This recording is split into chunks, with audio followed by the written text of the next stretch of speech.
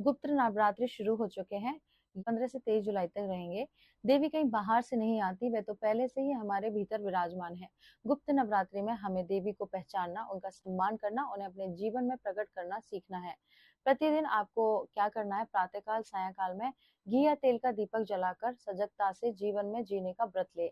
मैं हर गुप्त नवरात्रि के दिवस पर किसी भी एक व्यक्ति बिना किसी अपेक्षा के सुंदर कार्य करूंगी। मैं निंदा करने या सुनने से बचूंगी। मैं मौन का पालन करने का प्रयास कर स्वयं को जानने का प्रयत्न करूंगी। साधना में आपको क्या करना है, माँ के किसी भी मंत्र या नाम का श्रद्धा पूर्वक जप करें, दुर्गा सप्तशती का पाठ करें। प्रतिदिन 11 मिनटों माँ की भक्ति में लीन हो, माँ के जप और ध्यान के स्वयं को समर्पित करें। कृपा का आग्रह कैसे करना है, प्रतिदिन दर्पण में देखकर स्वयं से कहें, मैं कमजोर नहीं हूँ, मैं आदि शक्ति हूँ। मेरे भीतर प्रेम भी है, करुणा भी है, धैर्य भी है और साहस भी है। हे माँ, तू ही मैं हूँ और मैं ही तू। ये तन, मन और जीवन तेरा है। मैं समर्पित हूँ। इस तरह से आप अपने आप को शीशा देख के ये प्रार्थना कर सकते हैं। अर्पण से समर्पण तक कह जाएं। प्रतिदिन माँ को गुड़हल या गुलाब या कोई अन्य लाल फूल अर्पण के समर्पण और भी ज्यादा निखरता है। हम पुष्प की सहायता से स्वयं का अहंकार अर्पण कर देते हैं।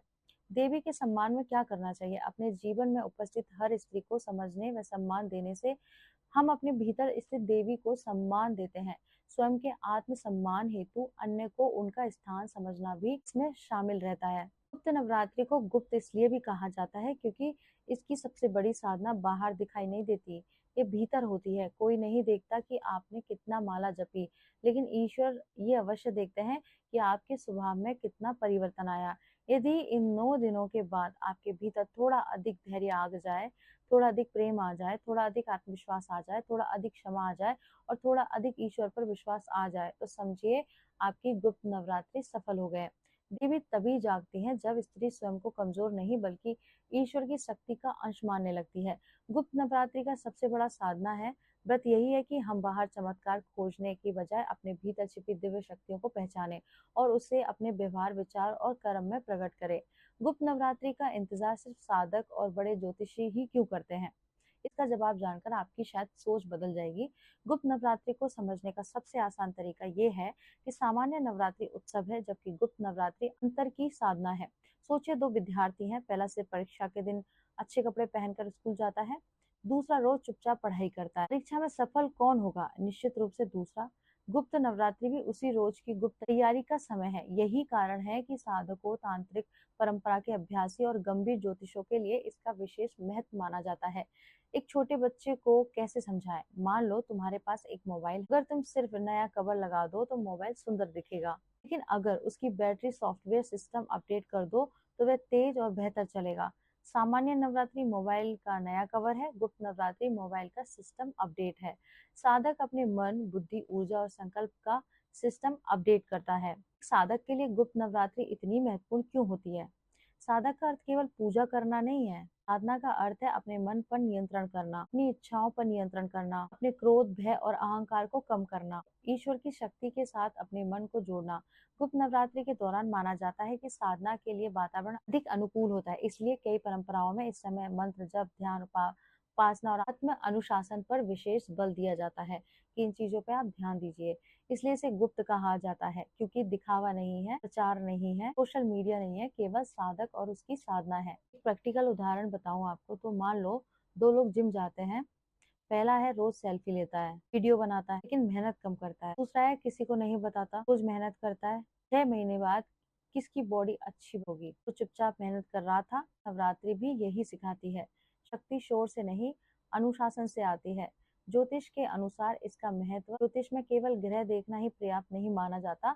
एक अच्छा ज्योतिष 3 चीजों का संतुलन रखता है: ज्ञान, अनुभव और अंतज्ञान, इंट्यूशंस जिसे बोलते हैं। कई पारंपरिक मतों के अनुसार नियमित साधना से मन अधिक एकाग्र होता है, जिससे निर्णय लेने की क्षमता, अंतर्ज्ञान बेहतर हो सकता है। वैज्ञानिक रूप से ध्यान से बढ़ी हुई एकाग्रता और मानसिक स्पष्टता के रूप में भी समझा जा सकता है। ये दावा नहीं किया जा सकता कि इससे भविष्य देखने की अलौकिक शक्ति मिल जाती है, लेकिन अभ्यास व्यक्ति की अवलोकन क्षमता को बेहतर बना सकता है।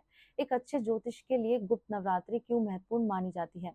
कल्पना करो कि एक डॉक्टर खुद ही बीमार हो, क्या वह मरीज का अच्छे से इलाज कर पाएगा? शायद नहीं कर पाएगा। इसी तरह यदि ज्योतिषी मानसिक रूप से अस्थिर हो, क्रोध में रहे, लालच में रहे या हमेशा तनाव में रहे, तो उसकी सलाह भी हो सकती है। इसलिए कई ज्योतिष परंपराओं में साधना, ध्यान, जप, आत्मानुशासन का दिया जाता है ताकि मन शांत और निर्णय संतुलित रहे। साधक की वास्तविक जिंदगी में क्या बदलाव आता है? यदि कोई व्यक्ति ईमानदारी और नियमितता से साधना करे तो समय के साथ उसमें भी ये परिवर्तन देखने को मिल सकते हैं कि मन पहले से अधिक शांत होना, निर्णय लेने में ना, क्रोध पर बेहतर नियंत्रण होना, नकारात्मक आदतों में कमी हो जाना, आत्मविश्वास बढ़ना, ध्यान और एकाग्रता में सुधार आना, जीवन के उतार-चढ़ाव को संभालने की क्षमता बढ़ना। ये परिवर्तन अभ्यास, अनुशासन और मनोवैज्ञानिक प्रभावों से भी समझे जा सकते हैं। वैज्ञानिक दृष्टि से बात करूँ तो जब कोई व्यक्ति रोज ध्यान करता है, नियमित मंत्र जप करता है, एक ही समय पर बैठता है और अनुशासित दिनचर्या अपनाता है, तो इससे तनाव कम हो सकता है, ध्यान और आत्मनियंत्रण में सुधार हो जाता है। ध्यान पर हुए अनेक वैज्ञानिक अध्ययनों में भी ऐसे लाभों के संकेत मिले हैं। गुप्त नवरात्रि का सबसे बड़ा संदेश यही है कि गुप्त नवरात्रि ये नहीं सिखाती कि दुनिया को दिखाओ कि तुम कितने बड़े साधक हो। ये सिखाती है कि अपनी ऊर्जा को बाहर खर्च मत करो, उसे अपने भीतर विकसित करो। और सामान्य नवरात्रि हमें माँ की भक्ति करना सिखाती है और जबकि गुप्त नवरात्रि हमें माँ की शक्ति को अपने भीतर जागृत करने के लिए अनुशासन, साधना और आत्म परिवर्तन का अभ्यास करना सिखाती है। ध्यान दें, गुप्त नवरात्रि के दौरान विशेष सिद्धियां या तांत्रिक फल मिलने जैसी दावे विभिन्न धार्मिक और तांत्रिक परंपराओं की मान्यताओं पर आधारित है। इन्हें सार्वभौमिक रूप से प्रमाणित वैज्ञानिक तथ्य नहीं माना जाता, लेकिन ध्यान, जप, अनुशासित साधना से मानसिक एकाग्रता, आत्मनियंत्रण और भावनात्मक संतुलन में लाभ मिलना लोगों के अनुभव और कुछ वैज्ञानिक अध्ययनों से भी समर्थित है और यही देवी का जागरण है। तो ये जानकारी अच्छी लगी है तो इसे शेयर कर दीजिए, मुझे सब्सक्राइब कर लीजिए और मेरे साथ बोलिए नमः पार्वती पते, हर हर महादेव, शिव शंभो।